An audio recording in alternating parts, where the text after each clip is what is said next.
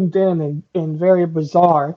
So that problem should be fixed, but I'll wait for all of these platforms to load up so that we can have a more seamless introduction to kind of what I want to talk about for today's stream and whatnot, as well as making sure any other technical issues might arise. This is my first time streaming with my monitor now, and it's made things a lot more easier, but I had to change a few things around in OBS. So whenever that happens, I always worry about if I change any sort of major recording issue because OBS can be very picky when it comes to those sort of things. But it looks like we're all ready to go for the OBS, so we'll get into more of a proper introduction. But I just wanted to mention, well, we'll get into a proper introduction. Welcome to the Breakdown with Berckenhoff, episode 18. And we have a lot to talk about in this episode with the Georgia runoff election, as well as some DC protests and a few other updates about Jacob Blake and other things around that area, even including a little information about the stock market. Also, I wanted to quickly mention that once again, I am a part of the Freedom Scoop Network, and we are an individual group of content creators that focus on covering news or any sort of major political topic that we think needs to be talked about. So, if you're a big fan of this of the type of content I do, you might also like Freedom Scoop and check out their content. I would highly suggest that as well. It's something I'm a big fan of. You can check out Stephen Ingaramus, and we're going to be mentioning him a little bit later on in this podcast with his content and daily streams he does. We also have Jay Edgar, who also does daily morning streams for a podcast and other streams throughout the week where he goes over the news and any sort of topic that he thinks needs to be talked about. And of course, you have the generational gap that is every Monday, Wednesday, and Friday, unless they have certain issues come up and arise. And that is very important to get as well cultural and news updates. And then we have the Freckles and Brit show and the R-rated conservative and other content creators. So you can check out Freedom Scoop if you like the content or similar content to what I do on my streams. Now, real quick, if you hear a loud sound every once in a while, as you just maybe heard there, that is part of a fire extinguisher ran out of batteries. Not extinguisher, but the fire alarm ran out of batteries. So we're just waiting for batteries to come and kind of been lazy to fix it. I probably should have fixed it before this stream, but once again, I wasn't too concerned about that more than other concerns about making sure that this stream went up effectively and all that. So I'm just going to make sure that we are live to go on YouTube. As with this double setup, I have the chat box in front of me to make sure I don't miss any one of your chats throughout this podcast or any other live stream I do. But I also have the monitor and my webcam and where I'm going to read from and look at to interact with anybody who is listening now through the live stream version. So that gives you kind of some more background information about what happens here. And I just realized that this is actually number 19, not 18 for the podcast. This is the first podcast of 2021. So I think I was getting that confused because the last podcast I did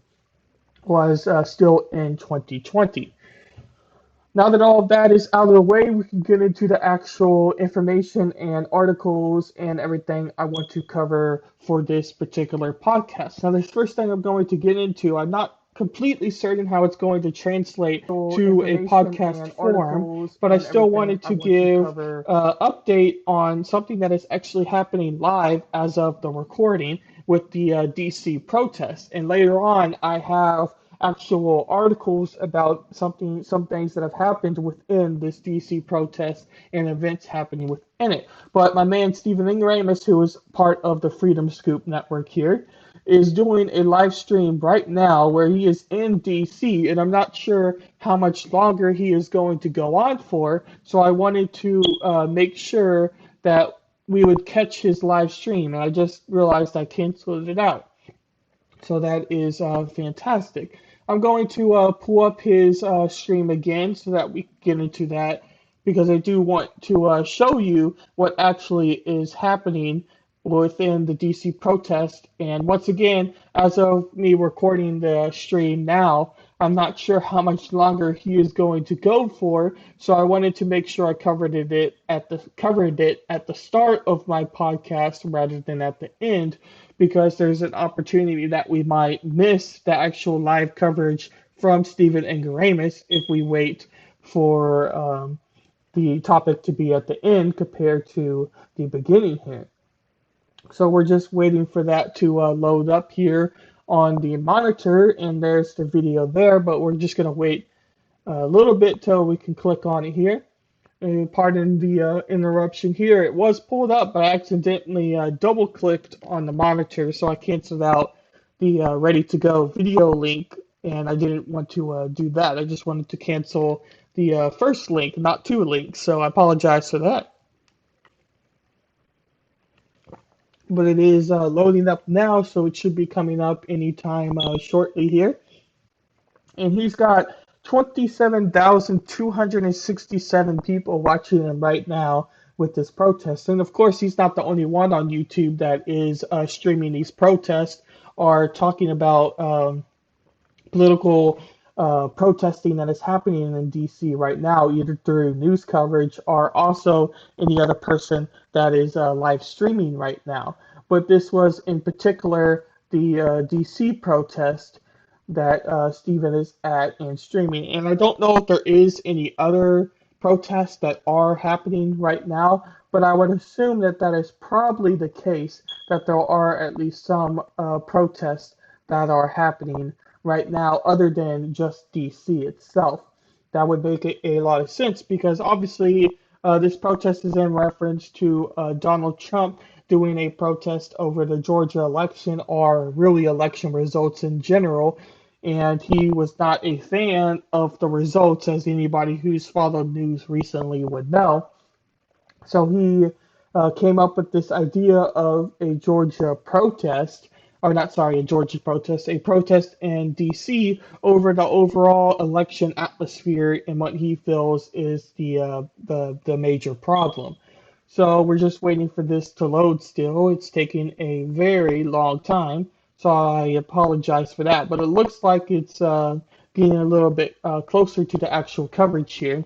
But I just thought I would share this with you at the beginning because, once again, I don't know how much longer he's actually going to be streaming this. And second, I wanted to give you a little bit of a taste at the beginning. And then if he's still streaming, we're going to come back later after we cover the topic and see if there's any more updates to the actual stream here. So not sure exactly how this is going to translate toward the podcast. So we're not going to listen to too much of the live coverage. Try to kind of summarize the events of what happened in words after a little bit. But I just wanted to kind of share this with you in video. Although this is a podcast, I still think it comes across just by kind of hearing it. You don't necessarily have to see it because if you've seen any video over these Trump protest events or really protests in general, then you know what this kind of looks like. But we'll go ahead and play some of this video here.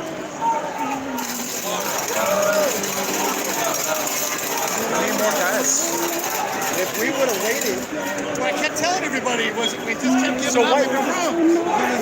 We should have been advanced here. We should have had this What happened was we came to the first floor. They said, let's take this floor forever. We came over to the first floor. We came up. Instead of playing that way, we dodged the center.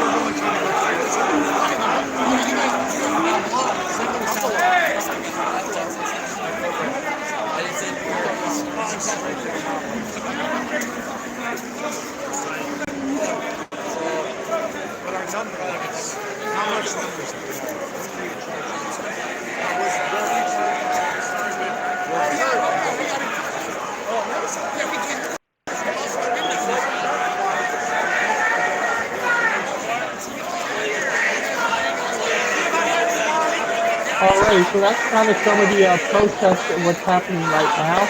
As you can kind of see, it's just for a lot of talking with other protesters about kind of what's happening.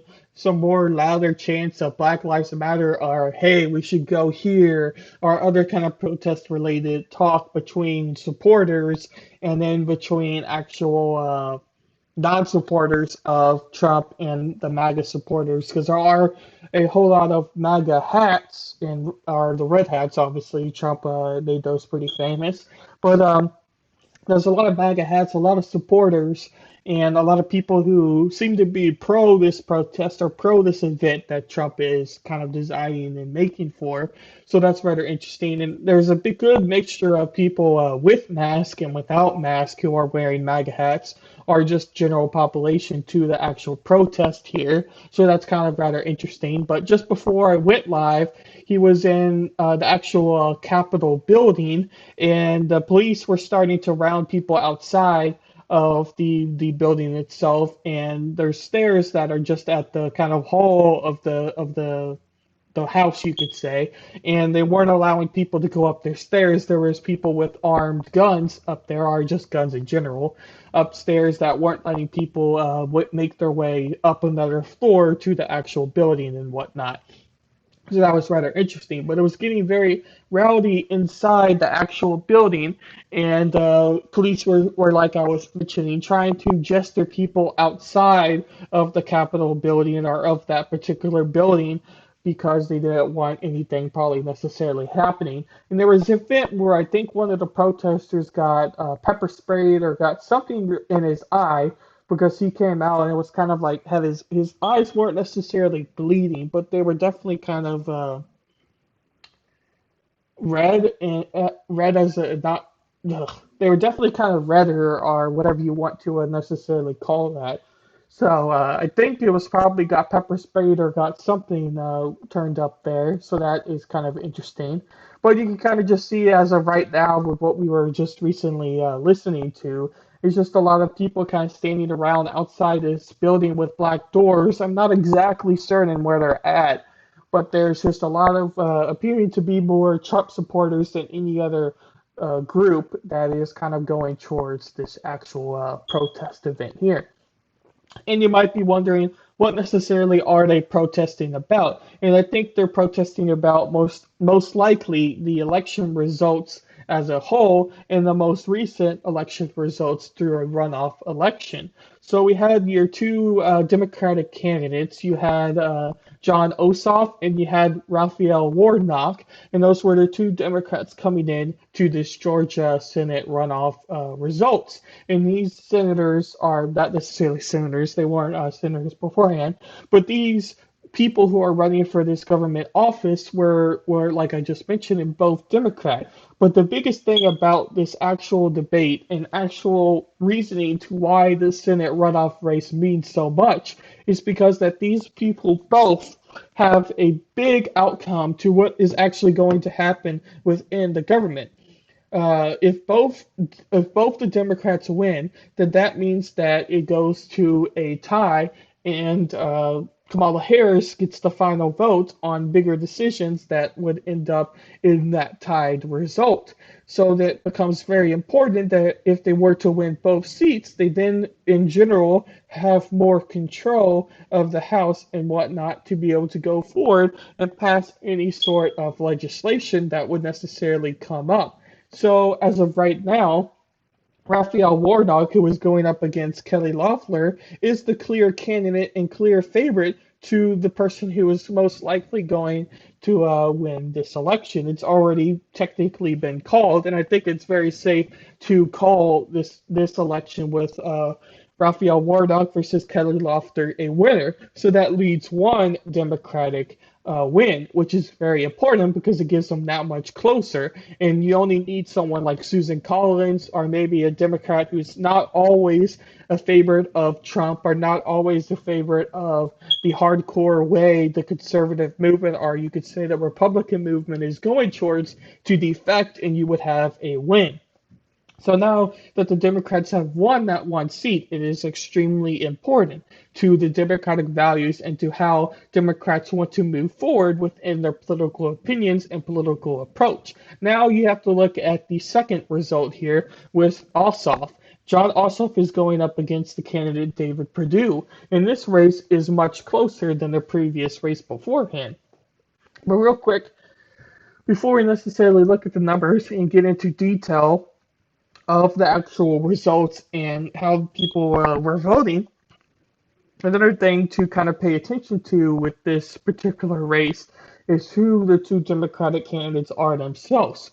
John Ossoff is much more of the Pete Buttigieg type of Democrat who seems to be running for some more hardcore Democratic values, you could say, but it isn't necessarily a candidate that is running towards a super progressive type of Democrat or a Democrat who is trying to get major things passed through the House or passed through the Senate in this particular case and try to push the progressive movement more. That is not who John Ossoff is.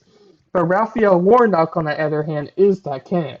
Raphael Warnock, especially if you listen to any sort of mainstream conservative political hosts like Ben Shapiro or Mark Levin or any other kind of person that comes to your mind for the right and content creators or political analysis on YouTube or whatever else, was always saying that Raphael Warnock was this super progressive candidate and somebody that we needed to pay attention to, and somebody that if one Democrat had to win, they would say that John Ossoff would have to be that Democrat who would had to win because Raphael Warnock was so extreme and so progressive in what he was trying to get past that it would be a danger to what could potentially happen within the Senate. So it turns out that Raphael Warnock got the win, and John Ossoff is most likely going to get the win, but it is not a most certain event or not fully confirmed as of the latest check at 3:56 p.m. of today, and today is well, it doesn't matter of today. That's Wednesday. But long story short, it's rather interesting that the progressive candidate is the one who got the most amount of voters towards him and had the clear win over Kelly Loeffler. Now you could play the political game saying that the reason that that is because Kelly Loeffler was so unfavorable and such a bad candidate for the Republicans uh, because of her getting caught with having lots of money and the whole situation about her having stocks and she was sold her stocks because people believed it was more of a insider trading type of thing where she got told that she should sell her stocks sell her stocks before anybody else or before America necessarily knew of COVID or knew of whatever event made her necessarily sell those stocks. So it's rather interesting. So if you take somebody who is very much against money in politics, then she is somebody that isn't necessarily going to be a candidate that you would have favor towards or want to support with your efforts. So Kelly Loeffler was most likely not necessarily a very good candidate for the Republican Party, but she didn't necessarily. Okay, let's put it this way. A lot of Republicans still thought that she had a chance to win over Raphael Warnock because of how progressive or how extreme a lot of conservatives viewed Raphael Warnock as being. But yet Raphael Warnock once again got the win over John Ossoff, who once again is most likely going to win, meaning that both Democrats have won. But it is interesting to see that Raphael Warnock come away with the most definite win rather than John Ossoff is still fighting and still within the margin to where if voter fraud claims were to come up or if voter fraud were to be a reason for, basically it's within the margin of error. So the election could be overturned for that particular person, but Raphael Warnock is past that general margin of error, so it is interesting. But kind of what I was wanting to mention before we move on to our next article here is the fact that the Georgia Senate race between these two Democratic candidates is between the more moderate Pete Buttigieg type and the more progressive leaning Raphael Warnock. Now, if you ask a lot of more hardcore and leftist or hardcore progressives for that matter, they would most likely suggest that Raphael Warnock is still not as progressive as they would like, but is still much more progressive than, say, John Ossoff is. So that's something that is interesting to kind of think about and talk about within that. But the reason I'm kind of bringing that up is for a lot of Democrats, especially the Democrats who lean more progressive or want to see a more progressive agenda, they are thinking that the Democrats need to wake up to what happened in the Georgia Senate runoff vote. And what I mean by that is Raphael Warnock won his election before John Ossoff and won it without the margin of error necessarily being the reason for that. So once again, if you're somebody who is progressive and wanting to see a more progressive agenda, Raphael Warnock is huge, and you saying to point to him as that person and say Raphael Warnock is more progressive, and the progressive candidate won much more than John Ossoff won, meaning that he got more votes than John Ossoff. So basically, if I'm trying to summarize my last point, and maybe I'm just repeating myself again and again, but I want to make sure I'm stating this very clearly.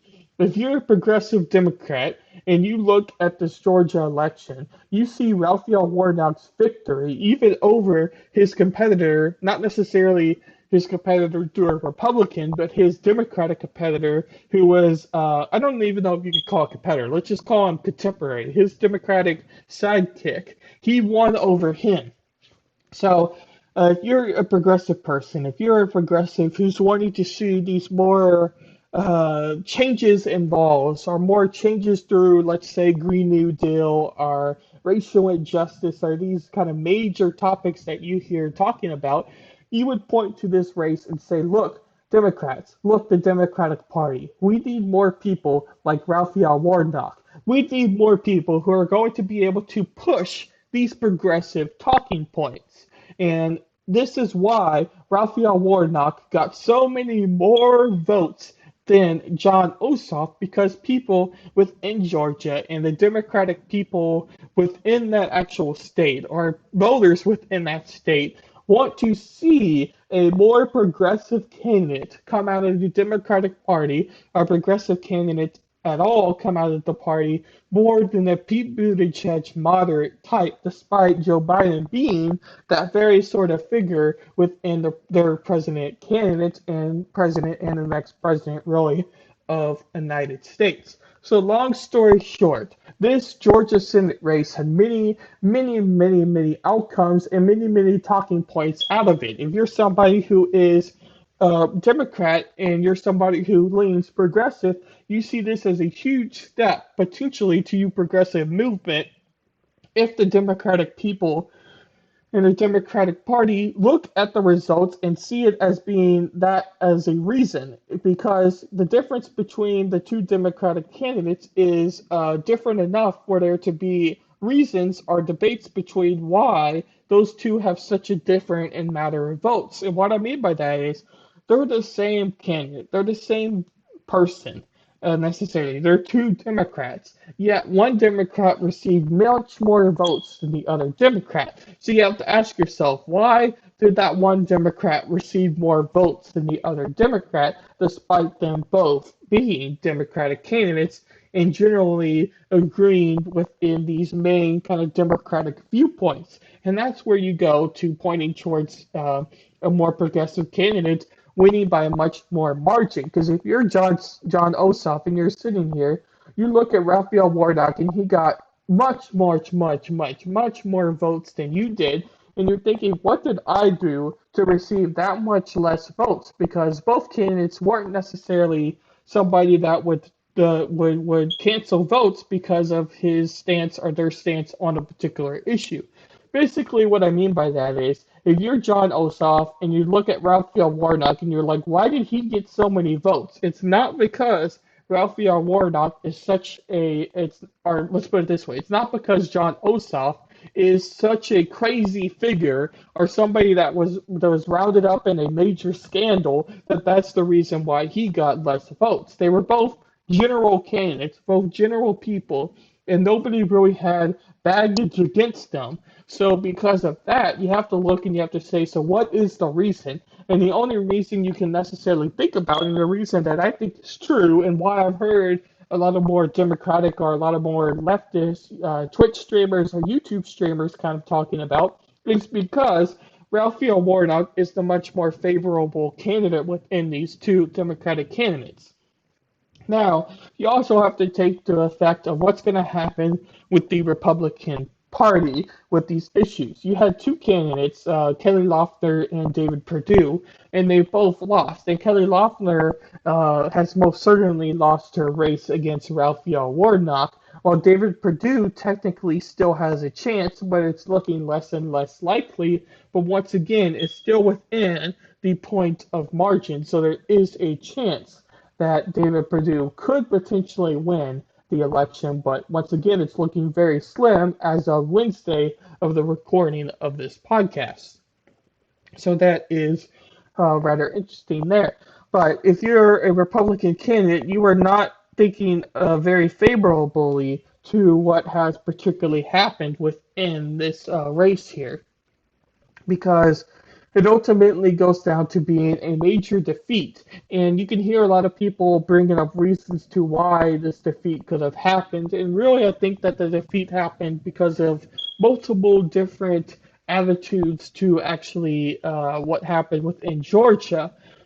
President Trump does a good job at encouraging his base to go out and vote. He is a very good candidate, or very good political person, I guess you could say, at convincing his people and his crowd to go out and vote for his particular elections beforehand.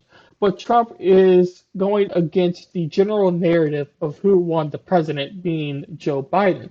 So because he's going against the general narrative of who won this presidency, or for that matter, who is president, he is going against election fraud. So he can't necessarily say that he believes the results of what happened in Georgia, and he can't necessarily say to do that. So in other words, he is speaking out of two sides of his mouth. He can't, when he goes to endorse these candidates, fully endorse them because he doesn't believe in the results that came out of the state and still thinks that he has won the presidency. So he's created a large movement of Republican voters who decided that they weren't necessarily going to vote because of several potential reasons. One, they thought, well, their vote wouldn't matter because they would just go out and their vote would have fraud, or their vote would have something that then made their reasoning or their idea or the whole reason to go out and vote be bad because it had fraud, and whoever they voted for wouldn't be the person that got voted, or whatever you could kind of name as your main topic there. She had a lot of people believe there was a large percentage of Republican voters that were simply going to stay home because they were discouraged to go out and vote because they thought either their vote was going to be fraud, or it didn't matter anymore. Trump won. Why do I need to go out and vote for these two senators here? And that's why you have a lot of content creators like Ben Shapiro, who were going out and saying, "Come on, Georgia, you gotta go out and vote, Georgia. You have to go out and vote. Please do not sit down and let these two Democratic seats be won." Yet we come down to Friday and we come down to the actual results on Tuesday, as we're sitting there, as you're watching the results on TV, as you're listening to your content creators tomorrow, whatever you're necessarily doing. You're looking on your phone at the Associated Press, whatever your reason is, and however you viewed these actual election results, you see your Georgia Senate race and you go, look at it. The Republicans didn't go out and vote. So it's interesting. Even despite Ben Shapiro's pleas and efforts towards trying to get the Republican base out to vote, there's a lot of conservatives, a lot of real Republicans for that matter, because not all necessarily conservatives believe 100% into the Republican Party, but that's kind of besides the whole point. You can get into a large debate and trying to define terms, but for that matter, I'm just going to say Republicans. A lot of Republicans view the reason why these senators lost was because of that very reason. But it then goes down to, now that the Democrats have both of these seats here, that they have the both of the seats in the Georgia race. What are they now going to do with these results? How are they going to use this to their advantage? Because now they have the power of the House, they have the power of the Senate, and they have the power of the presidency, which in a lot of ways is probably the strongest power you can necessarily have. Not just because you now represent the executive branch, but you are now viewing yourself in how you go about presidential attitudes and whatnot towards a Democratic president. So basically, what I mean by that, a lot of people who follow Joe Biden, or a lot of people who are trying to predict that what's going to happen in the future with American politics, are looking at what particularly is happening and seeing the results and seeing that Joe Biden, as a president, is most likely to view and go about passing laws through executive orders or through mandates or by a power of the presidency. That's how he is going to get laws passed and everything like that.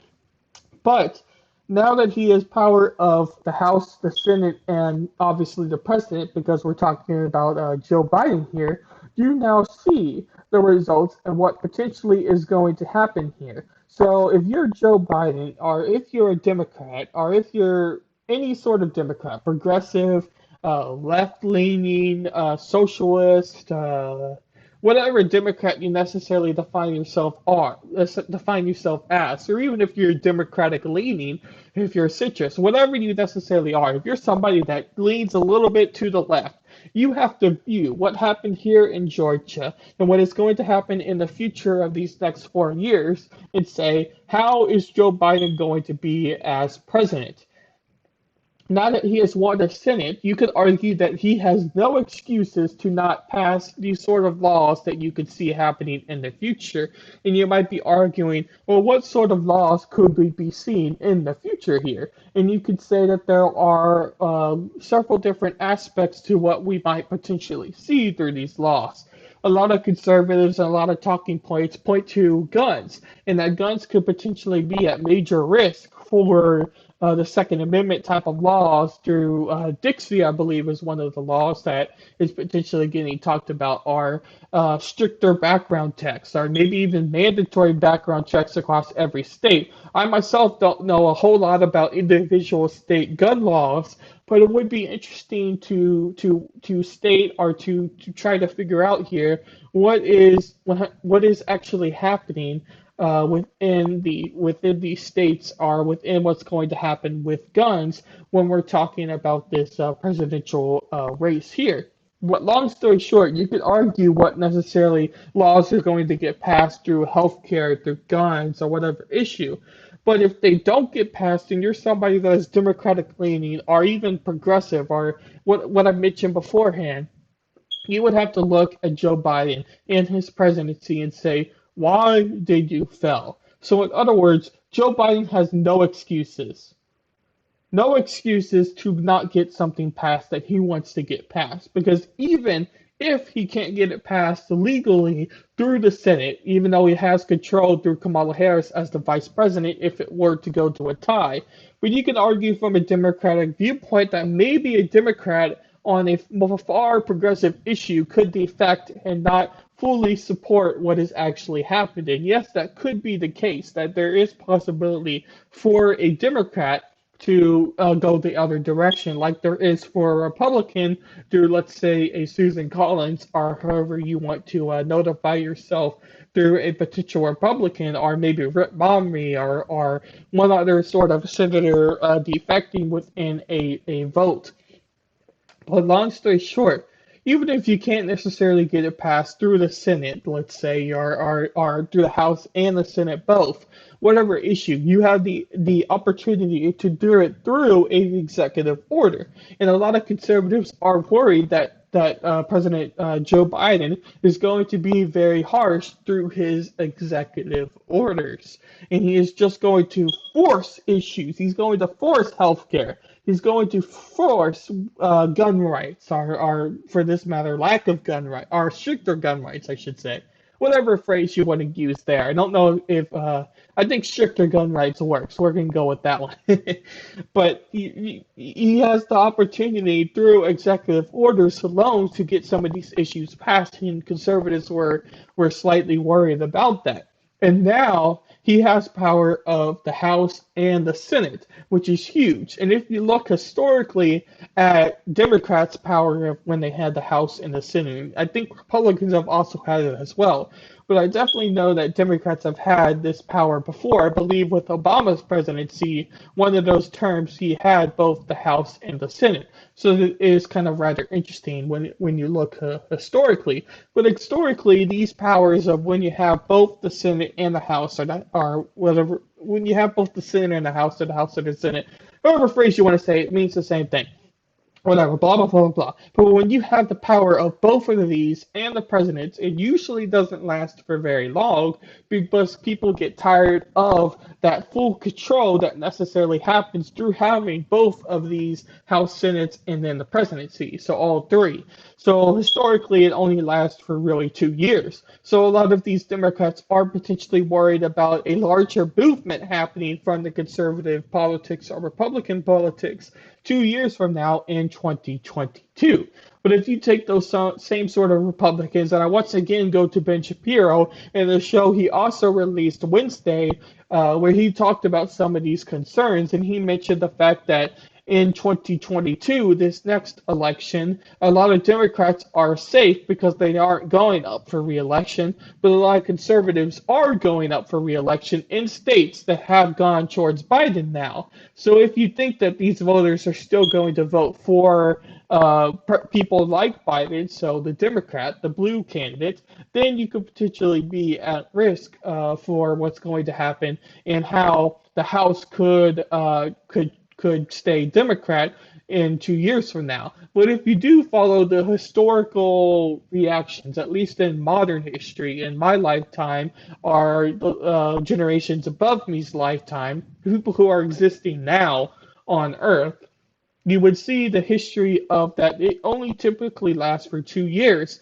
And Republicans did gain House seats in the 2020 election, this most recent besides the runoff election. So if you follow that trend into 2 years from now, then most likely the House is going to turn red and turn Republican. But we have yet to see that. And Ben Shapiro is slightly worried because of the candidates who are going for reelection are in swing states, are more bluer states now that they have voted towards Joe Biden instead of Donald Trump. Because Donald Trump, out of many things that he has done in politics in these last 4 years, many things. If you take the most general approach to what Donald Trump has done, is he has changed the Republican Party. So a lot of people have argued most recently about what party is potentially most at risk. And a lot of people think that it is more the Democratic Party because of the progressive left like AOC and the Squad making the progressive part of the Democratic Party through probably most certainly Bernie Sanders, as he's been the longest standing of this progressive left. But long story short, a lot of people have argued that the Democratic Party is at most likely to be fractured and the most effective towards a potential change in the party. But now you could argue that the Republican Party is the most fractured because Donald Trump and his most grievous supporters, the supporters that would go any way towards Donald Trump and endorse Donald Trump in any sort of perspective, are a lot of cultist type of supporters. And that sounds very bizarre to say, and you could argue that probably every president who is at least a little bit charismatic has certain type of cultist type of following. But I don't think that we are necessarily saying the same sort of stuff because Donald Trump seems to have a little bit more of a large following, as you see here. If you're watching live, I'm showing Stephen Ingaramus's live stream as I'm talking about these issues kind of offhand here. So you just see that this protest and all of these MAGA supporters that are endorsing Trump and supporting Trump despite his loss And most likely, many of these supporters actually think that Donald Trump has won because of all the fraud. And you could argue that effect and you could argue that concern. And I do think that there are some truths to that concern and that issue, but I don't necessarily think that there's enough fraud to necessarily overturn the election towards a Donald Trump victory. So you could argue that because of Trump, the Republican Party is now most at risk for a party breakup or a party change in being a Trump or a MAGA party and a Republican Party, besides a Democratic Party that could be a progressive and a Democratic Party. So, in other words, which party is most likely to be fractured the most? And if you look at this most recent election with Donald Trump and now the runoff race, and Trump's continuous claims of having won the election, you could argue that he might have enough Patriot supporters and MAGA supporters to potentially even form his own Republican Party in quotations there, so he could potentially be more fractured than the other candidates. And that's a rather interesting concern. And you could say that there are reasons to maybe have that opinion. But I don't necessarily think that Trump has a cultish following as much as really any other president for that matter. He is a reality TV star, so he definitely has that personality to attract audiences, and you have seen that throughout numerous rallies that he has had as the 45th president of the United States. So I don't necessarily think that that claim is 100% truthful, but regardless of what you think about Trump, he definitely has a major following, a major concerns, a major beliefs to how he forms his party. So he has definitely changed the Republican Party, especially in 2020. The party did not run any party platforms. Donald Trump's belief and what Donald Trump wanted to do was the Republican Party platform. So he has changed the Republican Party and what the Republican Party views and whatever else you want to necessarily call it. He has changed how the Republican Party has viewed and how it's shaped each other. And if he decides to run in 2024, or his son decides to run in 2024, you could even potentially see a different sort of Republican Party and maybe even be so fractured to create a whole new party.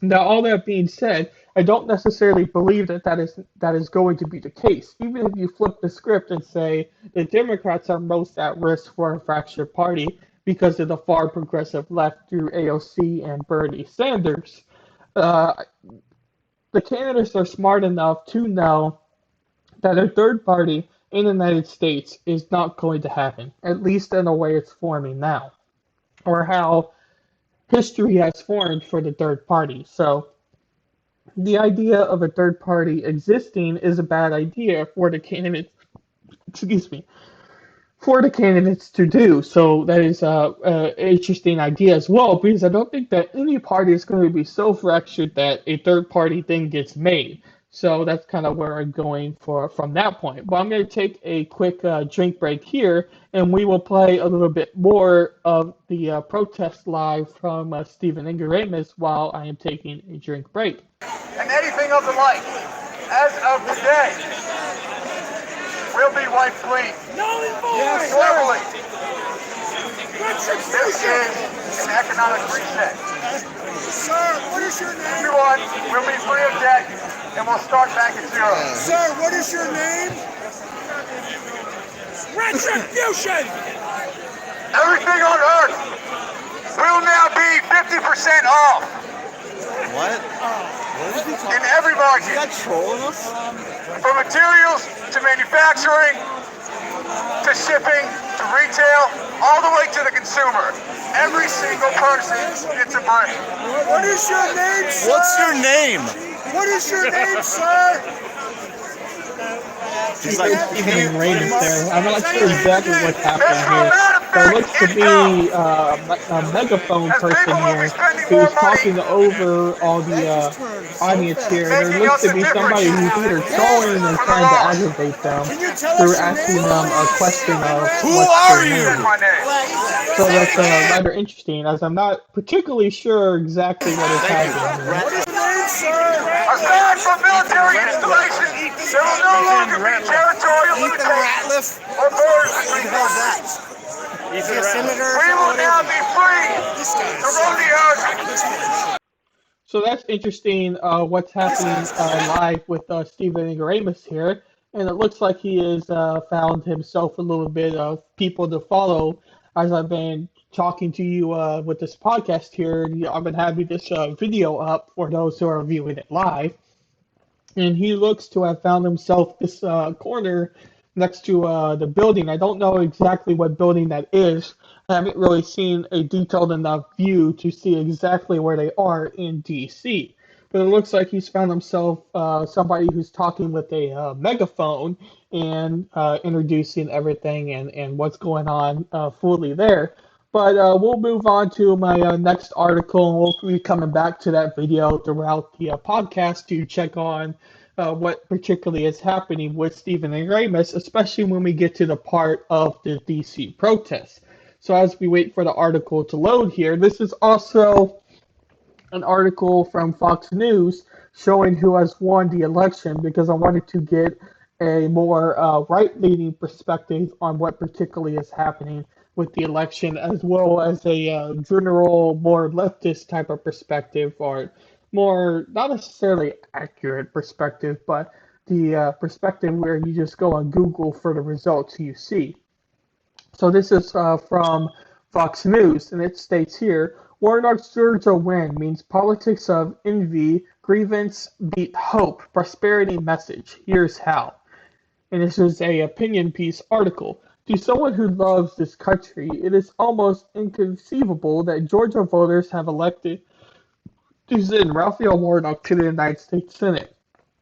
Democrat Warnock, a black, let me make sure this ad doesn't play for y'all here. Okay. To someone who Raphael Warnock, a black preacher who has thundered from the pulpit, the American must repent for its worship of witnesses, has edged out Republican Senator Kelly Loeffler to win one of two Senate seats up for grabs in the Georgia election. The politics of envy and grievance of class, welfare, and racial hostilities have won out over a message of hope, prosperity, and opportunity for all.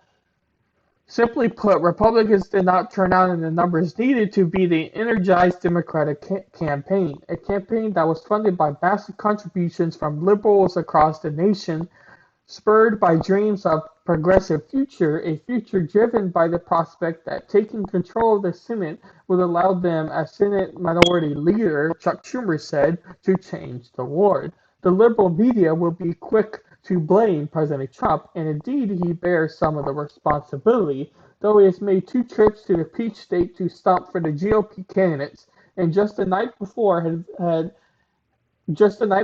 vote held an energizing rally for the thousands of supporters, he also muddled through the waters with ongoing charges of election fraud by picking fights with Georgia officials.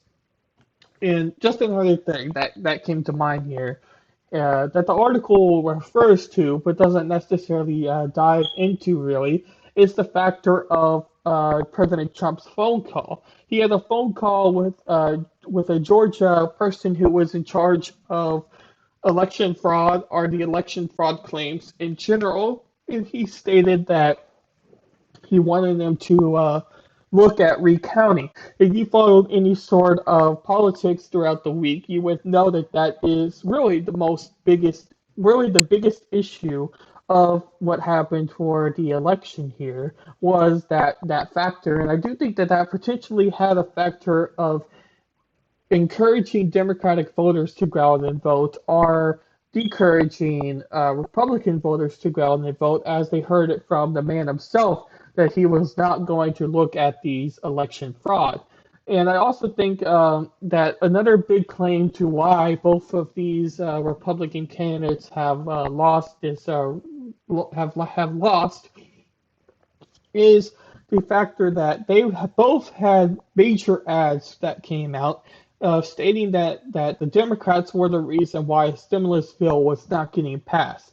That this ridiculous $600 stimulus bill to Americans was so low and had so much spending towards other countries that it's such a bad deal for the American public that it's a disgrace that the Democrats have done this, and therefore you should vote for us because we do not support this $600 stimulus bill and whatnot. But Trump decided that he was going to veto the $600 stimulus bill and instead endorse a $2,000 stimulus bill towards the Americans. And obviously, you're like, as a Republican, I've talked about this on last week's podcast, or last 2 weeks of the podcast, whatever, last podcast episode, that a $2,000 stimulus bill was already being talked about by Bernie Sanders and many other Democrats. So Democrats simply, all they had to say was, yes, we've been saying that already. We have been endorsing the idea of a $2,000 stimulus bill. Thank you, Trump. I know Republicans are the ones that are holding up the stimulus bill. That's all they had to say, and now the entire way American public viewed the stimulus bill or viewed what the government was doing was flipped over, and now Republicans were to be blamed for why a $2,000 stimulus bill or a better stimulus bill was not being passed. And that is a huge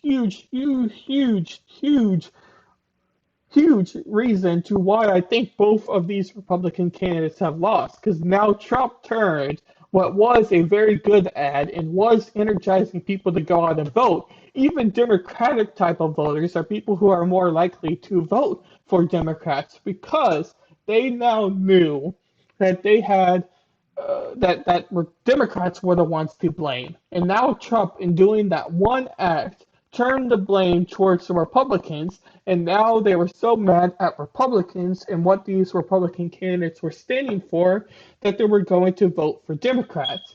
And Mitch McConnell definitely did not help that scenario for that debate. And I'm not necessarily diving into the particulars of the stimulus bill because I did that on last week's episode.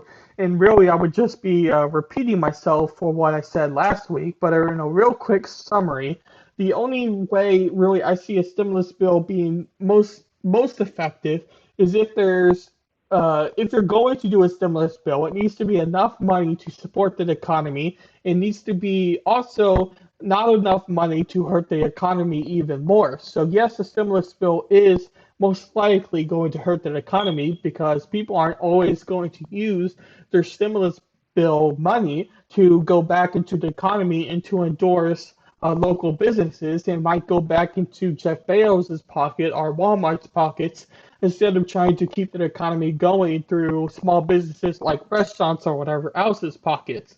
So you could argue that perspective for sure of how stimulus money would be used. But it needs to be enough money to support people, but not enough money to bankrupt the country even more than what needs to necessarily be bankrupt if you are in agreement to a stimulus bill. And obviously, I'm not somebody that necessarily supports the stimulus bill beforehand, but really that's not the major topic. But I do think that was another reason to why both of the Republicans lost the race here. But we'll continue on with the article. The liberal media will be quick to blame President Trump, and indeed he bears some of the responsibility, as we already read. Weeks ago, angry Trump backers in Georgia began a boycott the vote campaign. Local polling done in late December showed out of 691 registered voters polled in a survey of 800 Georgians, 78 said they were not likely to vote. Of those 78, the split broke 32% Republican to 25% Democrat. These disaffected Republicans were somehow convinced that not voting in the Senate race would push those who had stolen the presidential race from Donald Trump in November. Instead, the voter boycott will punish the nation. Also, with the runoff election, the release of a phone call, as I mentioned earlier, Trump extorted Georgia Secretary of State to find 11,780 voters to give him the state, likely turned off a number of Republican voters fed up with our more cool president. Exit polls indicate that 63% of self-described moderates voted for Warnock, whose agenda does not promise moderation. Real quick on another note about that phone call, I have heard, and I haven't necessarily been able to 100% verify this claim, but I've heard it from people that I trusted the verification because I've looked at many other of their claims and they have been truthful. So I have no reason to believe that they're not being truthful in the claim. But I've heard that the Secretary of State here told them to record the phone call in case Trump were to say something or do something, so that he can release this phone call as kind of proof that he was threatened by Trump, but he wasn't necessarily going to release the phone call if Trump didn't talk about it. But of course, Trump went on Twitter and started talking about this race and why Georgia and the fate of this runoff election is going to have fraud because the Georgia Secretary of State wasn't doing his due diligence as Secretary of State to support these voter fraud claims. And even if you listen to the 4-minute highly edited Washington Post example, you would say that what President Trump said through demanding support through these voter fraud claims was something that did not look very good, especially coming from the President of the United States of America. But if you listen to the whole hour-long video portion of this phone call, you get a lot more context, and it doesn't necessarily look great, but doesn't look as bad as that highly edited version makes it out to be. But either way, I do think that that phone call definitely encouraged more Democrats to go out and vote, and if anything, discouraged some Republicans to go out and vote because he endorsed the claim that he wasn't going to look at the voter fraud claims in the state of Georgia. I'm going to take a quick drink break here.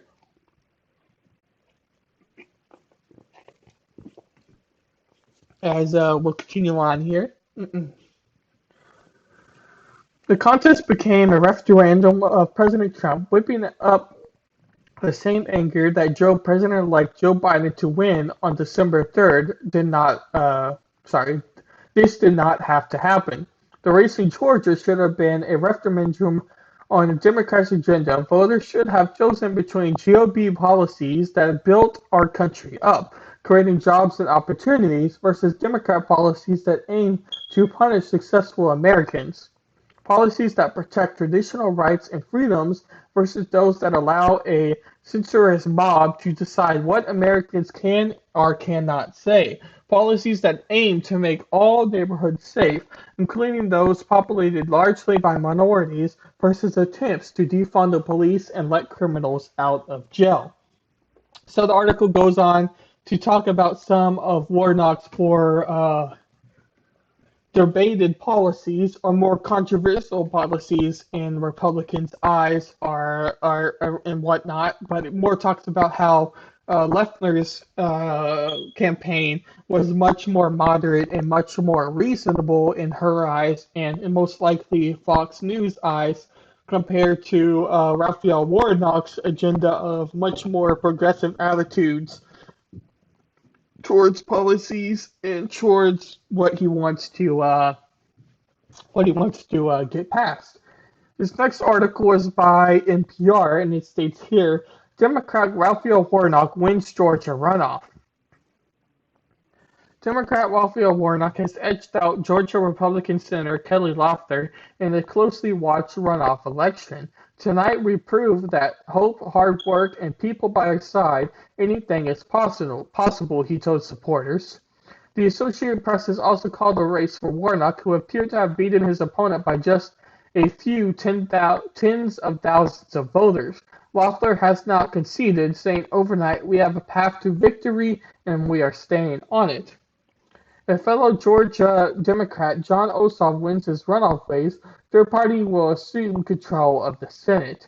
An Ossoff defeat on Republican David Perdue would give Democrats an even 50-50 Senate split, but Vice President-elect Kamala Harris would have the power to break ties for the Democrats.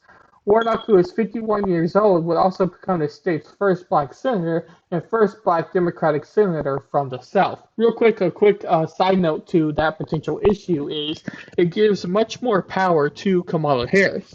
And some people who more believe kind of conspiracies believe that Kamala Harris was already going to have the power because she was going to kick out Joe Biden through, let's say, the 25th Amendment, or Joe Biden was going to die in office or step down because he didn't pass the mental health test or health test that presidents have to take, or whatever necessarily the reason is going to be.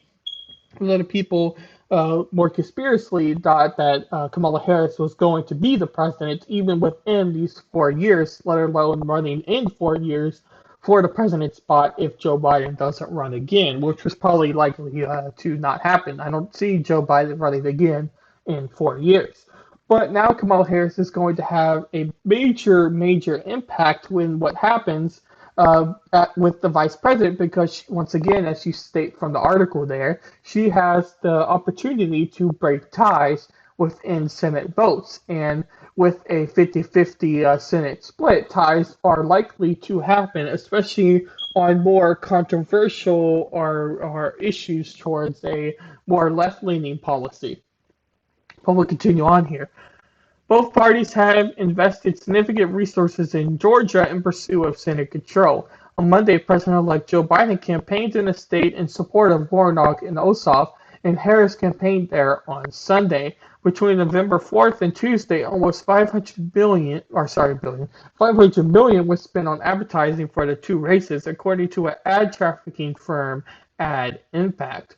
Warnock, a reverend at a historic Ebenezer Baptist Church in Atlanta, is part of a cohort of younger, more diverse members of Congress elected in the 2020 cycle. Both Democrats and Republicans have faced criticism for party leadership that doesn't more accurately reflect the makeup of the country. So that was kind of the article here by NPR, just kind of stating some general facts that we knew about Raphael Warnock being the winner of the election, as well as some things that Kelly Loeffler has said, as well as Raphael Warnock has said himself. The article talks a little bit more about Kelly Loeffler and Raphael Warnock, but that's kind of all I wanted to bring up for this episode of the podcast here. And once again, all of these articles are linked in my YouTube channel description if you're watching now, or not channel description, but video description. But you can also find them on whatever I publish it to Apple Podcasts or Spotify, or whatever you're listening to it from. It is in the description of the episode. But we'll go on here. What a state majority means for Democrats, and this is by Bloomberg, and on January 6th here. The losing Democrats have not yet conceded yet, I knew I read that wrong. The losing Republicans have not yet conceded yet, but the count is clear while both Georgia Senate runoff elections were close.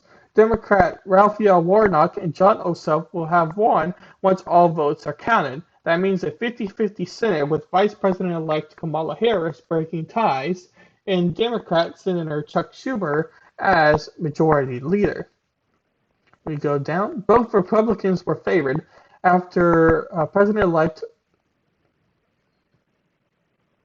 I don't agree with that sentence, but we'll read it anyway. Both Republicans were favored after President-elect Joe Biden beat Donald Trump in November. After all, the two times that happened in 1992 and 2008, Democratic candidates lost badly in Georgia Senate runoffs after a Democrat has won the presidency.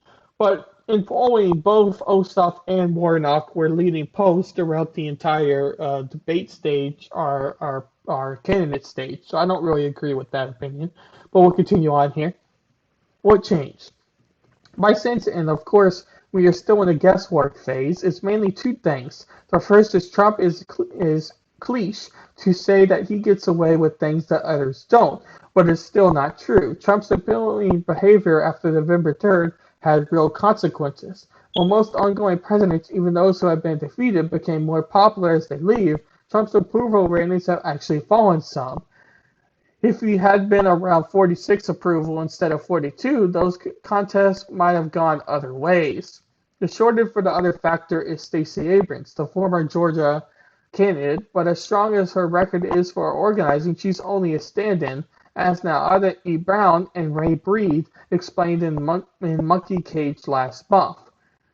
We can also step back at releases for the 2020 election cycle, which is now complete. It looks a lot more better for Democrats than it did at first.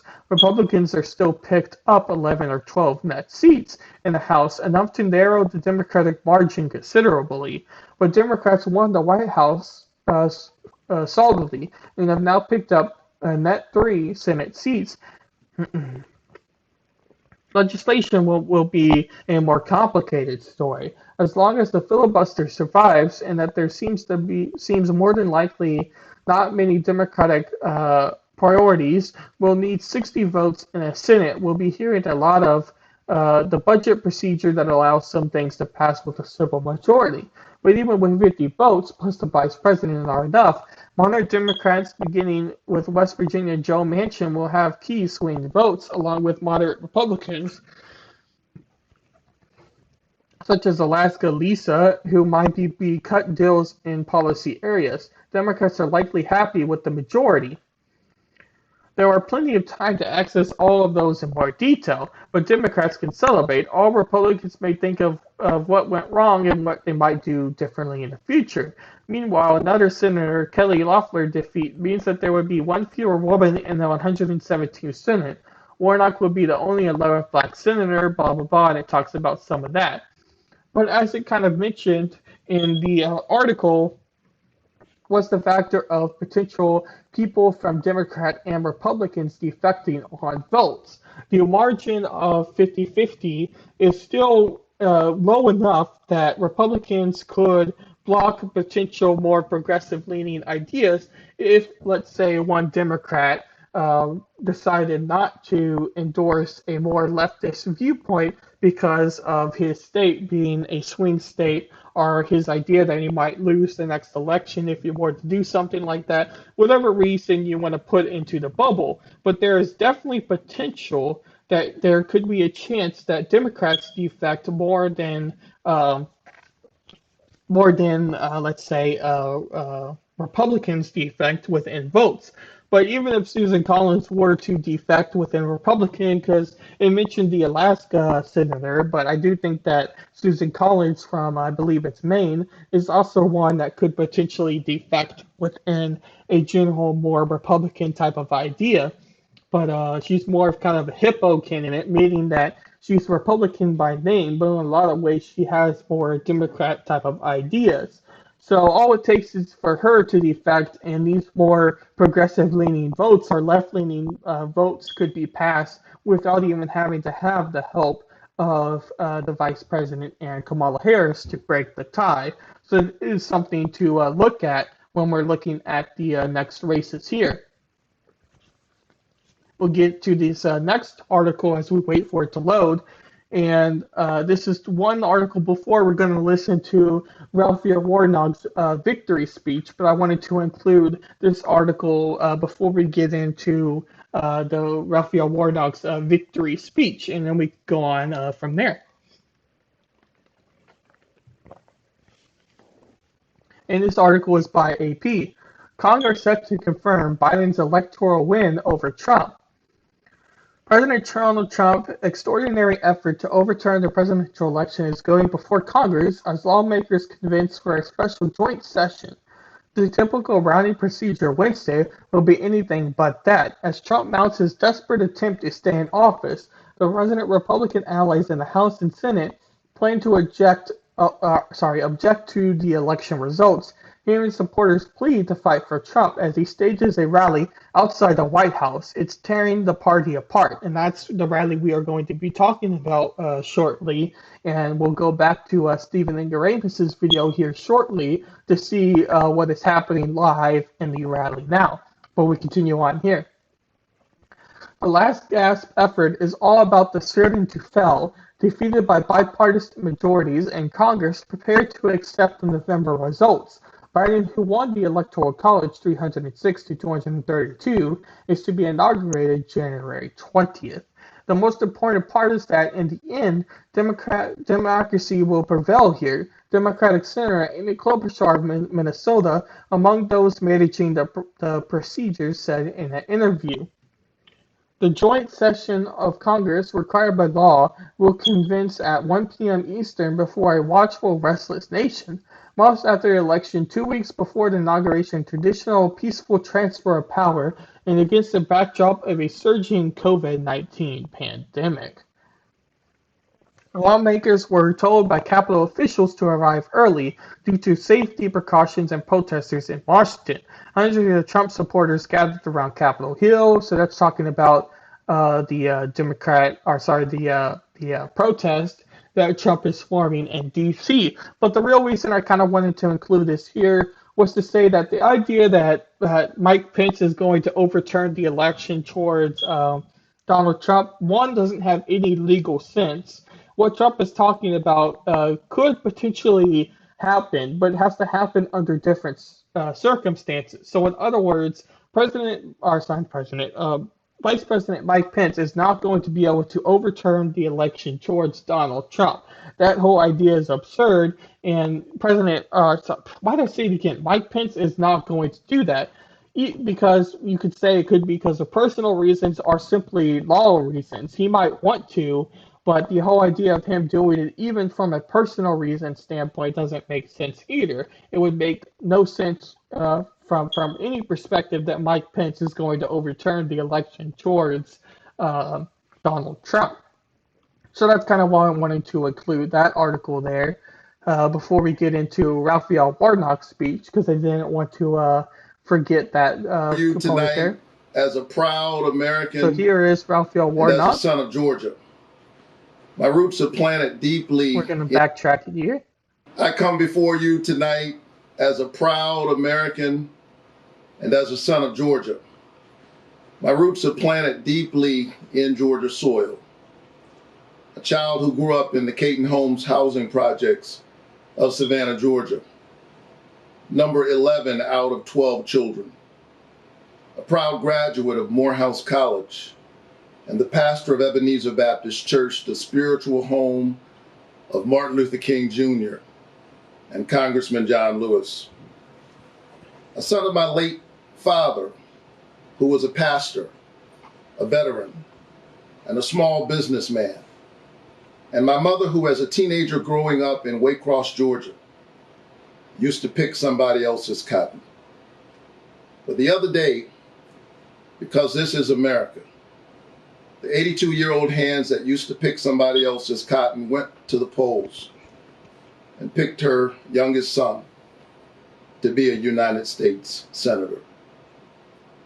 So I come before you tonight as a man who knows that the improbable journey that led me to this place in this historic moment in America could only happen here. We were told that we couldn't win this election. But tonight, we prove that with hope, hard work, and the people by our side, anything is possible. And I promise you this tonight. I am going to the Senate to work for all of Georgia. No matter who you cast your vote for in this election, in this moment in American history, Washington has a choice to make. In fact, all of us have a choice to make.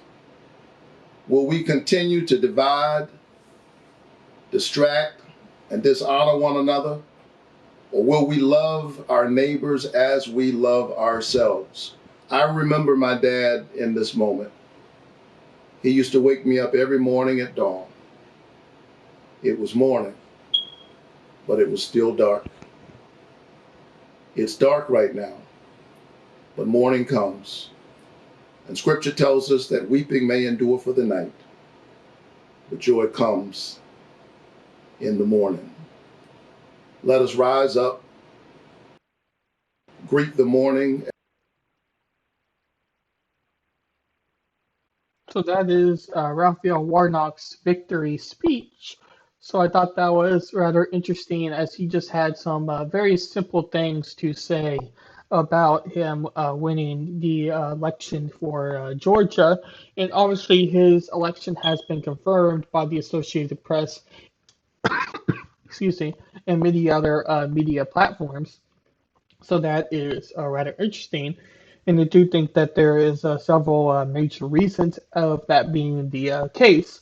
But we have here in front of you a Twitter tweet from somebody who was mentioning that there could potentially be some voter fraud also in this Georgia runoff election, as it states in his Twitter tweet. And this is by at Remy Scuto or Dr. Stephen Muplap on Twitter there, and it states it didn't take a dirty bomb to destroy America. It took dirty politics, and it has a post of his Twitter page there that has the graphic, the famous graphic of the Dominion machines and there being the voting way and what candidates it went towards and whatnot. So if you've seen any sort of polling information or voting information or fraud information in particular, you have seen most likely this graphic before.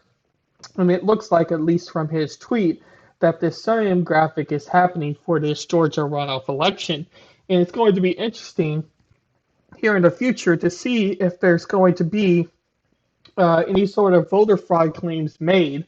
Because most likely, at least with the John Ossoff race, it's going to go up for not trial, but go up for recounts because it's within the margin of error. And I believe that it's within like 5% of the vote or something where they automatically do a recount. So as it stands now, a recount will be made in John Ossoff's particular race. So it's possible election fraud could happen in Georgia and it could be overturned.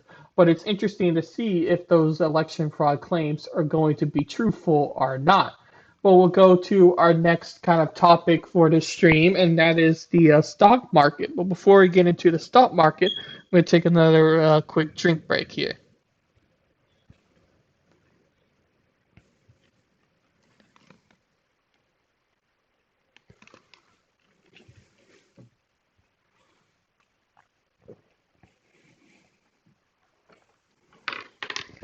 All right. So this article is by The Guardian. And real quick before we start reading the article in particular here, a lot of people were wondering what particularly was going to happen with the stock market if a Republican were to win, or if a Democrat were to win, or whatever person you want to put in a box were to win the election. And the stock markets were looking like they were going to improve if a Democratic candidate were to win the election. But there are several examples of that not maybe necessarily being the case, as we see that the stock markets could go down if you believe someone like Ben Shapiro that thinks that taxes are going to rise and people are going to be a little bit more concerned about elections and other things because of it.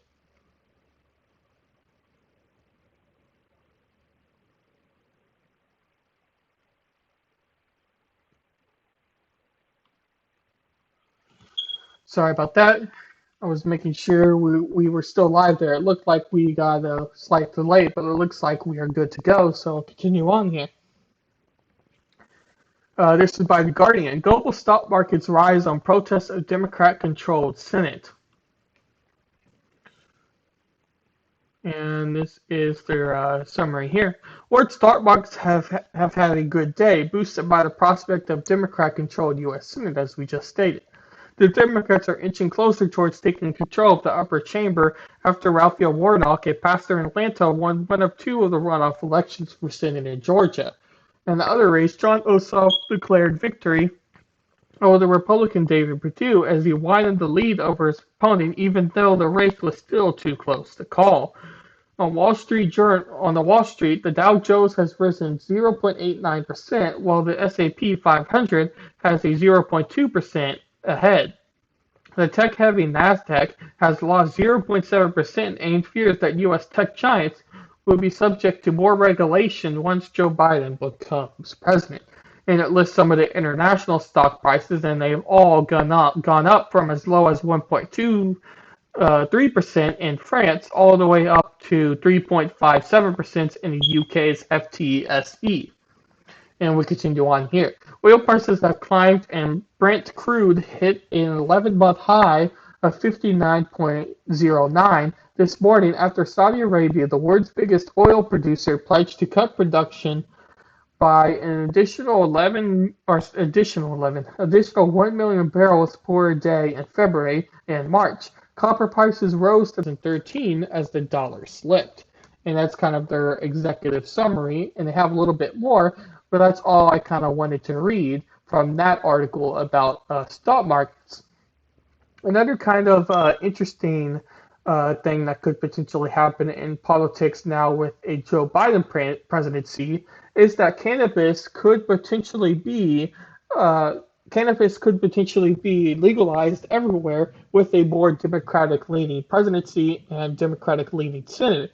It was already passed in the House and was just waiting for the Senate to have a vote on it. So now that the Senate, especially if John Ossoff ends up winning the election over David Perdue, would have a 50-50 and the tie would go to Kamala Harris. And Kamala Harris doesn't necessarily have a favorability of weed and drugs, and neither does necessarily Joe Biden, because he has ultimately started the drug war with his laws in the past when he was a senator. So maybe it wouldn't be passed with their presidency, but it's looking at least more likely that it could potentially be passed from a Senate level more than necessarily an executive order or directly by the president. But we'll read from what CNN says here. Cannabis stock soar, big tech sinks following Georgia elections. The blue wave that many expect in November appears to have crashed 2 months later. Now investors are trying to figure out how to best position their portfolios given the increased likelihood that Democrats will win control of the Senate following Tuesday's runoff election in Georgia. The Nasdaq was down slightly Wednesday morning after Raphael Warnock was declared the projected winner in one of the two Senate races. Fellow Democrat John Ossoff is leading the other race, but it is still too close to call. Big tech stocks such as Apple and Amazon, Google owner Alphabet, and Facebook were all lower. Even the broader market rallied. Investors in the sector seem to be worried that the combination of Joe Biden's White House win and the likelihood of Democrats controlling both houses of Congress may lead to more regulations for big firms, higher corporate taxes, and increased antitrust scrutiny. But given the party's narrow majority in both chambers, it remains unclear if any of this will come to pass. I believe they have 9 more House members, and I believe they have 9 more House members, and if John Ossoff wins, it would be a tie in the Senate. So the majorities are the majority isn't that big, but there still is a majority leaning towards Democrat, it appears. But we'll continue on here. The Democrats' small lead in both the Senate and the House will make it tougher than many to believe to pass tax hikes, impose regulation, and enact some of the other market-unfriendly policies that investors have been worried about. I suspect that initial market reaction and attack to this Georgia Senate results in more of a growth intro value rather than a tech regulation story, as there is arguably greater appetite for the Silicon Valley regulation in the GOP, he added. But with tech stocks were sliding Wednesday morning, many sectors were surging on the hopes of significant legislation and policy changes in Washington. Cannabis stocks scored suddenly a sizzling rally that first began in November after Biden won the presidency. Shares of leading Canadian and cannabis companies, which recently announced plans to merge, rose more than 10 to 50%, respectively. Rivals, blah, blah, blah, blah, blah. Investors were betting that the blue wave will lead the green wave, too.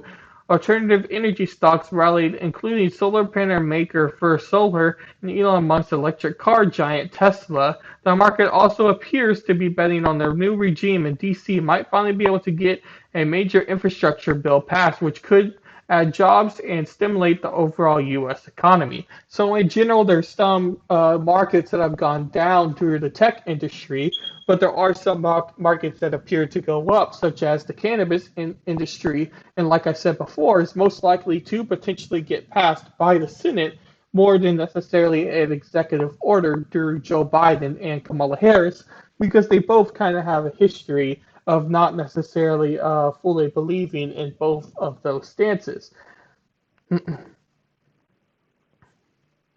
And this is a CNN article here that's loading up about Pence that he can't block Biden's win, but I've already talked about that, so I don't think we need to necessarily read more about that or talk more about that for that viewpoint.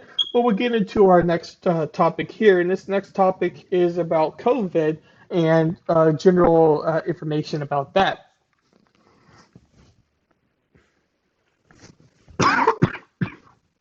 Excuse me. Take a quick drink break here.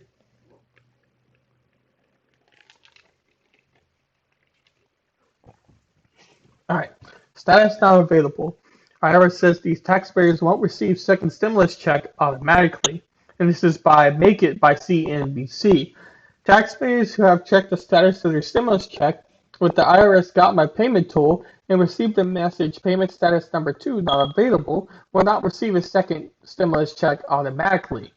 The agency has started automatically dispositing and mailing out millions of economic impact payments worth up to $600 for individuals with each of their child dependents. And while many Americans have received their second stimulus payments as of Tuesday night, the IRS now says that people receiving the payment status number 2 message on the Get My Payment tool will have to wait. The IRS advises people if they don't receive their economic payment that they should file their 2020 tax return electronically and claim the recovery rebate credit on their tax return. So long story short, you might have to wait a little bit longer to get your second stimulus check by the IRS. And I know that there's a lot of people who didn't even get their first stimulus check. So the whole idea of stimulus checks in general is also somewhat concerning a little bit as well. But this next article is of China bars whose COVID investigators, Hong Kong pro-democracy activists arrested. And this is by CBS News. So we're just going to listen to a little bit of this YouTube video here. Now, where Roxana Saberi is standing by with today's Worldview. You know, speaking of the coronavirus, Roxana, the investigation into how this all got started and spread across the country is still ongoing, but looks like the WHO hit a bit of a roadblock. That's right, Anne-Marie. An international team planning to investigate the origins of COVID-19 was denied entry into China. The World Health Organization says 2 of its members were already on their way, but were not able to get in because their visas were not approved. In a rare rebuke of Beijing, the head of the UN body said he was very disappointed. But China says the experts were barred because the 2 sides are still ironing out dates and other details of the visit. The WHO has been trying to send international experts to China for months to look into the origins of COVID-19 and how it apparently crossed over from animals to people. The virus was first detected in the Chinese city of Wuhan, but some Chinese officials have suggested it originated outside their country. Now on to Hong Kong, where more than 50 pro-democracy activists and politicians were detained today in early morning raids. Some of the targets live-streamed their own arrests. It's the biggest crackdown since Beijing imposed a controversial security law last year.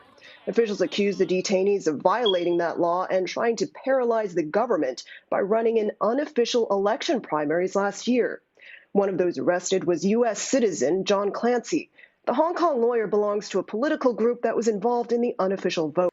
So there's some arrests happening in Hong Kong about protests about COVID-19 and general laws, as well as you heard a little bit earlier about the COVID investigation and that many doctors are getting denied entry into China to investigate COVID claims. So obviously the whole concern about where COVID originated, or if COVID, how big the virus actually is still going to get disputed and debated.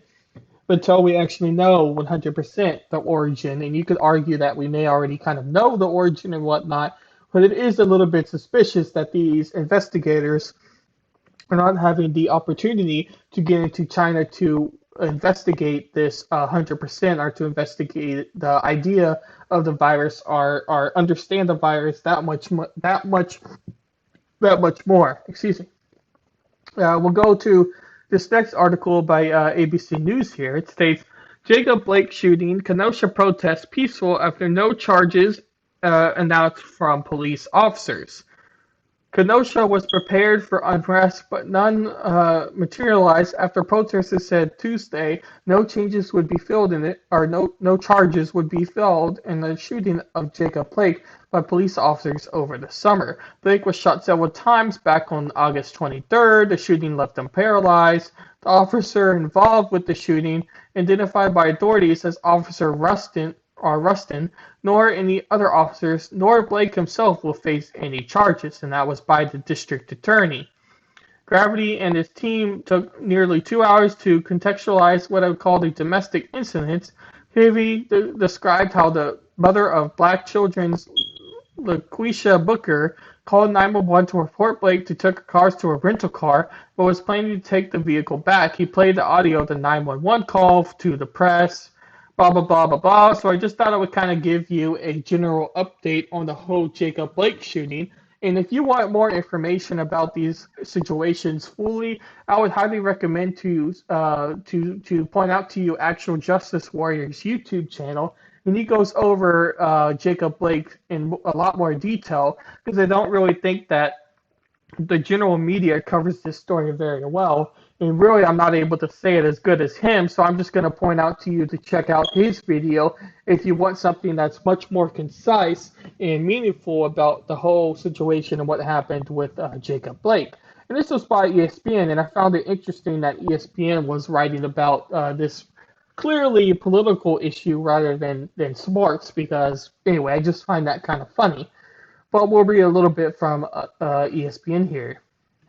The shooting of Blake prompted NBA players to protest shutting down play for 3 days, with the WNBA and Major League Baseball also postponing games. Tuesday's decision drew a response from the sports world as well, with the Milwaukee Bucks NBA player and NBA players LeBron James and Wesley Matthews and the Marquette men basketball team among those calling for a continued push to the fight against racial injustice. Blake, who was black, was shot 7 times by Kenosha police officer Rustin. The other 2 police officers at the scene, blah, blah, blah. I do not believe the state would be able to prove the privilege of self-defense is not available. Who said we had informed Blake of the decision not to file charges?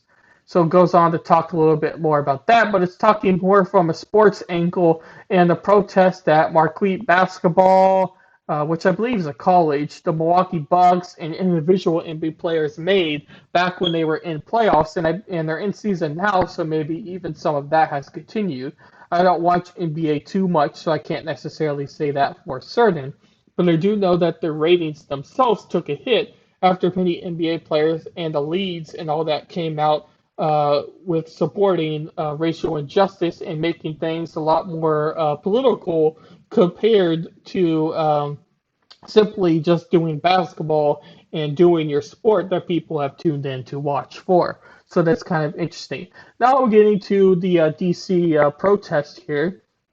And I have an article by the Washington Post that's pulling up the most recent events of what's happening. But we're going to quickly jump to Stephen Ingaramus and see what he's up to right now. I believe he started a new video here. So let me, oh, no, we're still good. Alrighty.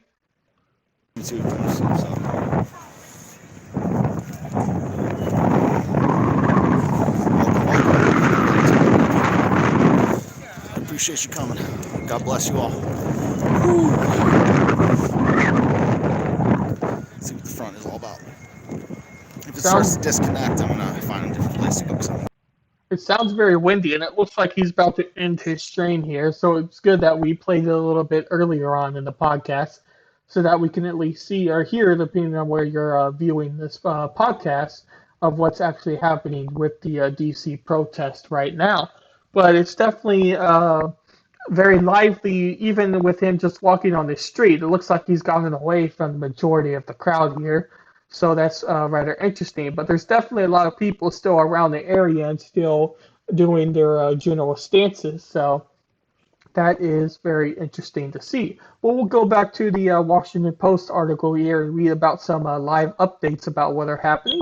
Hundreds storm Capitol barricades, two nearly buildings evacuated. Trump falsely tells thousands he won. And we'll read on here. Thousands of President Trump supporters are in Washington for rallies Wednesday to falsely assert that the presidential election was stolen from him. Many in attendance see the Democrats as a last stand for Trump on the same day that Congress wants to clarify the president-elect Joe Biden won the election. Trump, who lost the most popular and electoral college vote, continued to despite the results without evidence and has encouraged his supporters to attend the rallies in the nation's capital. He took the stage about noon to roaring crowds, claiming he had won the election. The crowd was packed between the Washington Monument and the eclipse to the point few people could stand without touching someone else. We'll read one more update and then we'll go to our next article. Hundreds storm Capitol barricades as Congress meets. And this was from a Twitter post. It says hundreds of Trump supporters have stormed the barricades at the back of the Capitol and are marching towards the building. And we are going to play that clip.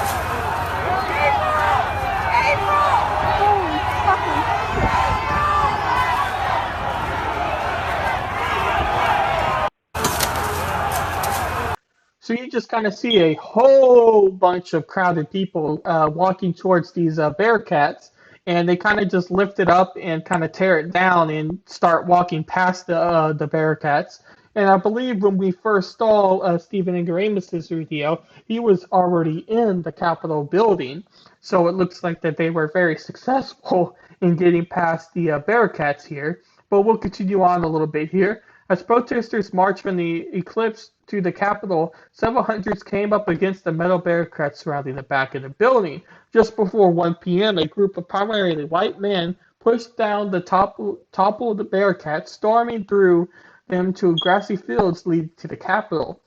Several Capitol police stood guard but could not hold back the tide. Hundreds scaled and kicked aside the barricades, yelling forward as they ran upward. Some tried to reach the steps of the Capitol but were stopped by law enforcement. A few who made it through scaled the metal construction structures who were tackled by police. After a few minutes of crowds yelling USA, USA, USA, thousands of law enforcement descend down the steps to booze. Inside the Capitol, Congress is meeting to count electoral college votes for President-elect Joe Biden. Capitol Police ordered evacuations of two Capitol buildings, the Liberty of Congress James Madison Memorial Building and the Canyon House Office Building, both just across Independence Avenue from the Capitol. And it shows a few more Twitter posts of pictures and videos of what is actually happening in the rallies right now. So with that many people and that many supporters protesting and going towards the Capitol building and general attitudes of what particularly happened for protests for that matter, with them particularly getting more violent or causing trouble, we would see the activation of the National Guard as we wait for this article to load up by The Hill to talk about that the National Guard was called into D.C. Looks like both the pages are unresponsive. Okay, now we go.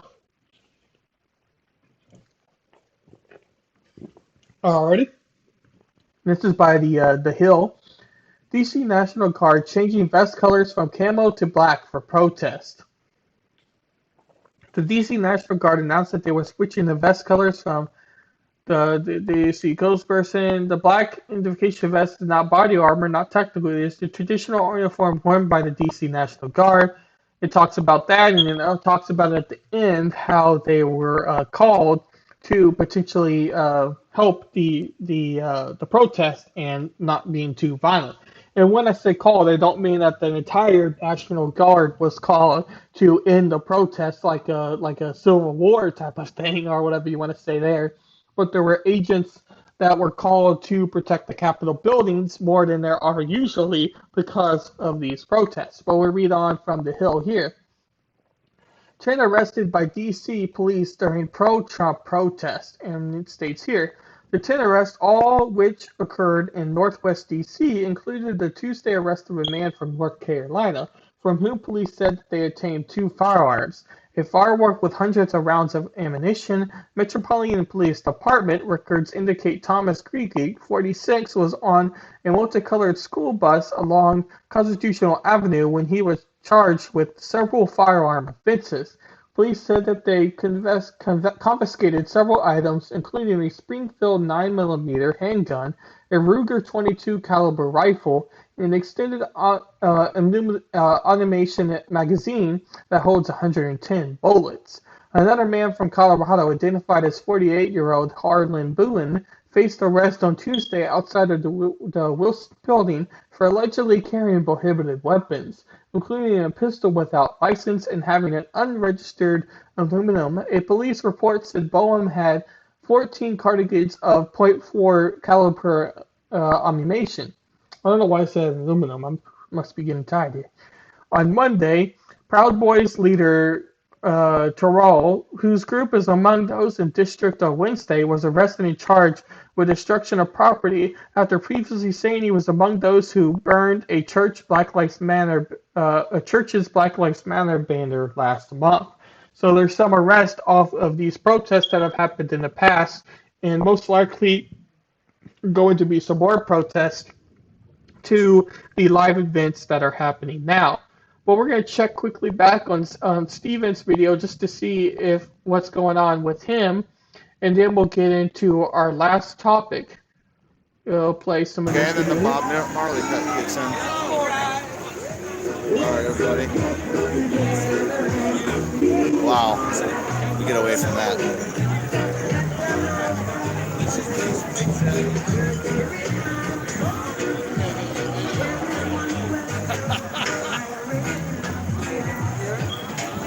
Alright, y'all.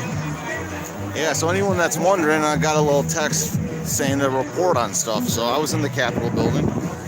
I was one of the first, one of the first 200 or so in there, and I was one of the, 10 or 12 last. I was one of the last people out of there. People got in, they went upstairs, they went to all kinds of chambers. I don't know. They say this lady got shot. I don't know if I believe it. I don't know. There's a bunch of people there who stormed the gate. Looked to me like Vincent James, Red Elephants, was one of the first people in there. I don't know. Seemed like a lot of patriots. Had some definite confirmed crazies out there for sure. Shit.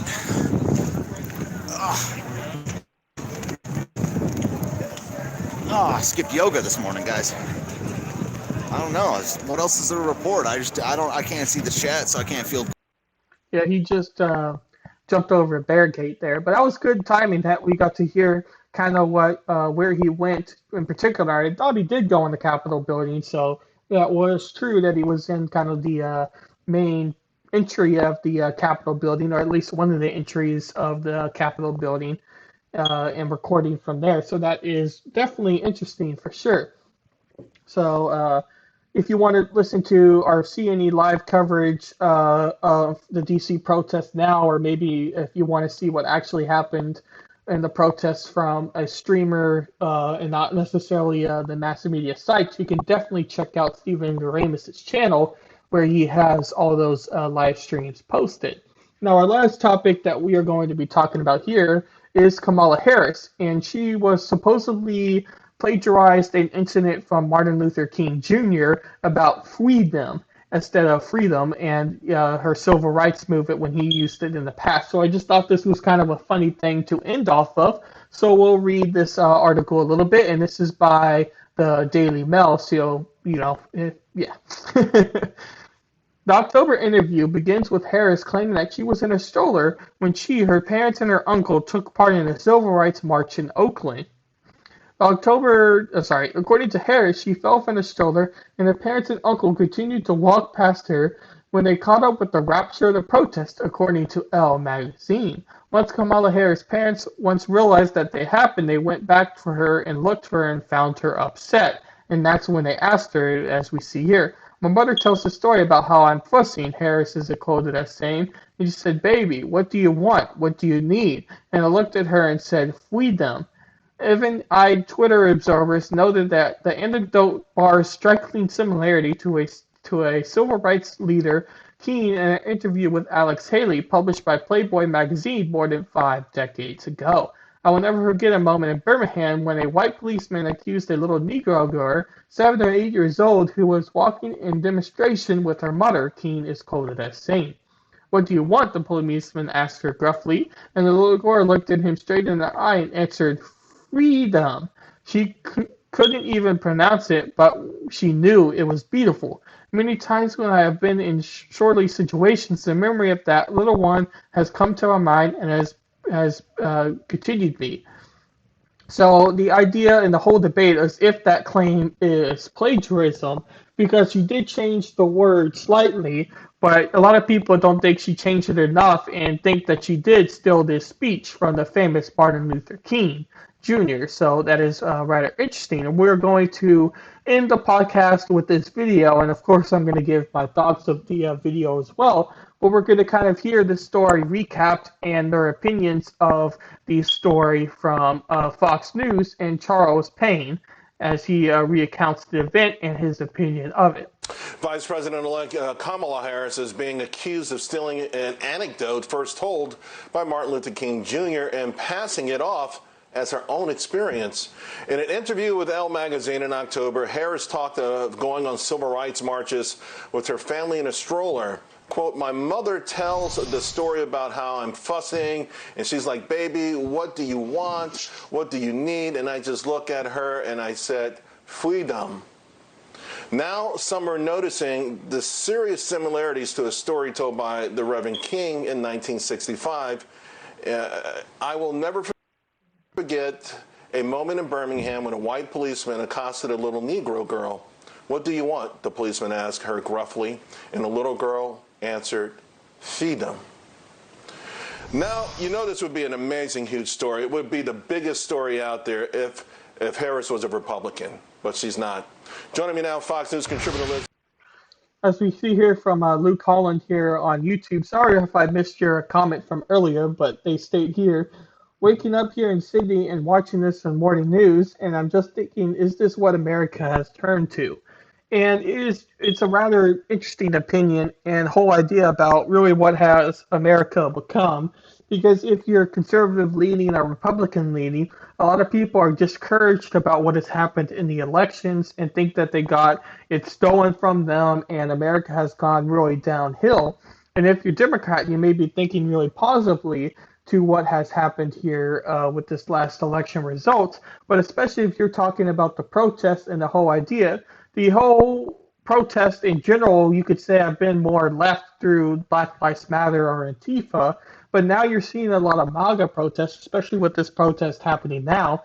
So the right is seeming to want to protest more. So that is also very, very interesting when you're talking about the claims of the right now wanting to protest. You could argue that the Freedom Boys have always been protesting a lot, and they are definitely right-leaning and right supporters, and are anyway, whatever your phrase you kind of want to use for it. But now both sides are very willing to protest, and it's just definitely kind of deteriorated the actual way elections are now. And it's a very sad thing. It really is. But we'll play a little bit more of this video here. Peak. Liz, I don't know.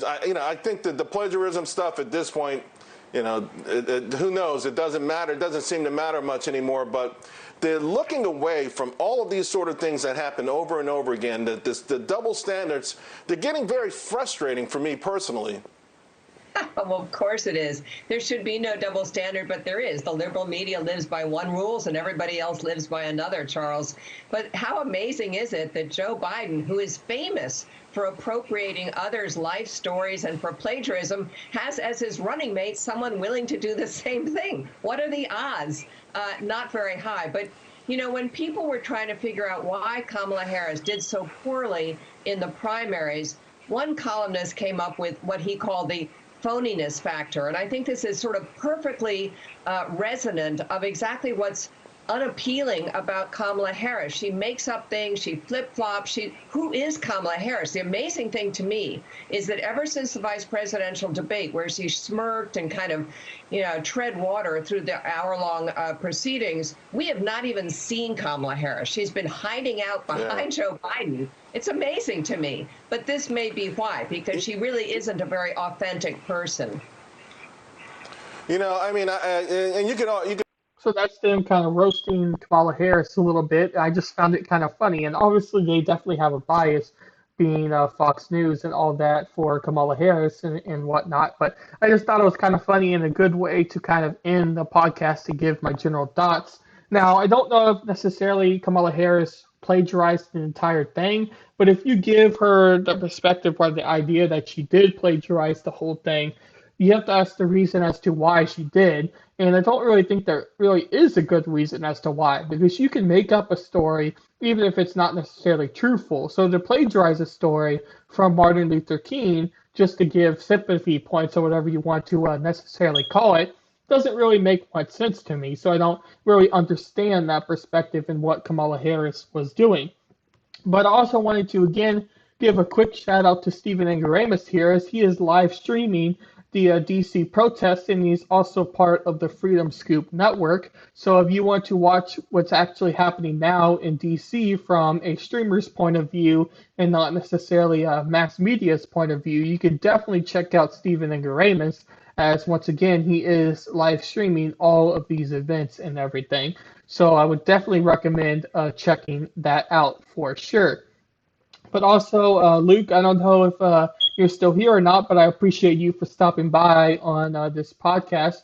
And definitely, if you liked what you heard, you can catch the beginning parts where I talked more about the Georgia runoff elections. If you're from Sydney, you might not be too much interested in it, but it definitely kind of shares you more of a opinion as to how the nation has become through the most recent election, that is. But also, if you want to check out shorter videos, then kind of going back, you could check out my most recent video on anarchist documentary, The Monopoly on Violence.